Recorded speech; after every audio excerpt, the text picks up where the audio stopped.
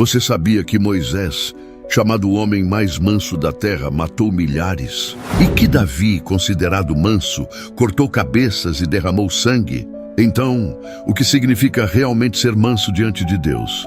Quando ouvimos a palavra manso em português, parece que estamos falando de alguém frágil, pacífico demais, incapaz de reagir.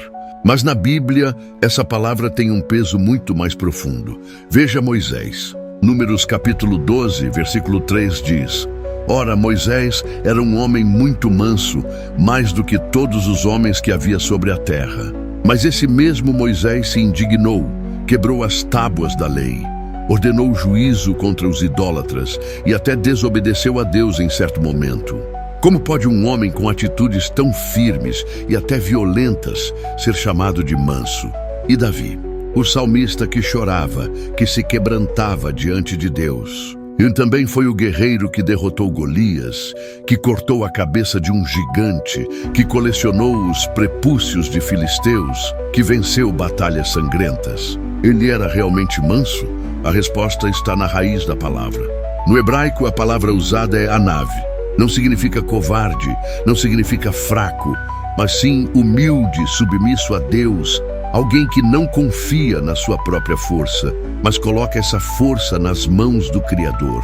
Moisés foi chamado manso porque, apesar de sua autoridade, não fazia nada sem consultar a Deus. No grego, a palavra é praus. Os gregos a usavam para descrever um cavalo selvagem que foi domado.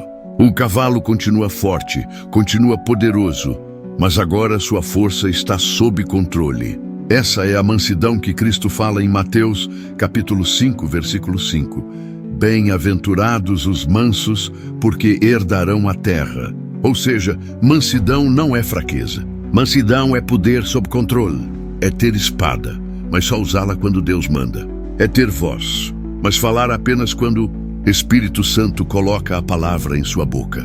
É estar pronto para a guerra, mas esperar a ordem do Criador para lutar. E aqui eu quero que você pense: quantas vezes você confundiu silêncio com covardia? Quantas vezes pensou que se calar era ser fraco? Pois a Bíblia está mostrando o contrário. Muitas vezes, segurar a espada é muito mais difícil do que brandi-la.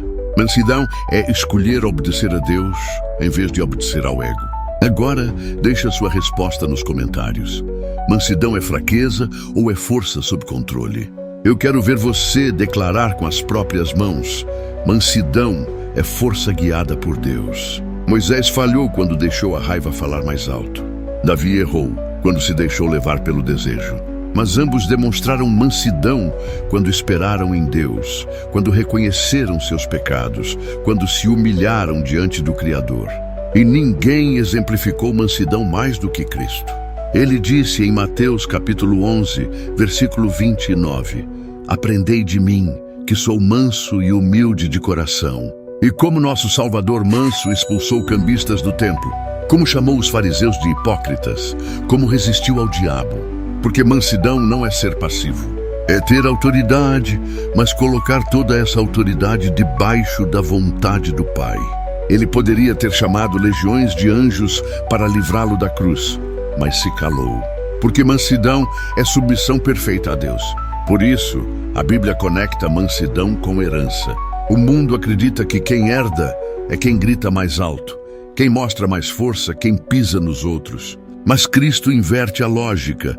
Só herdarão a terra os que têm domínio próprio, os que não se deixam levar pelo ódio, mas entregam sua força a Deus. Então, da próxima vez que alguém disser que ser manso é ser fraco, lembre-se: Moisés foi manso e liderou milhões. Davi foi manso e venceu exércitos. Cristo foi manso e venceu a cruz. E eu quero que você compartilhe essa mensagem, porque muitos ainda acreditam na mentira de que mansidão é fraqueza. Mas agora você sabe a verdade.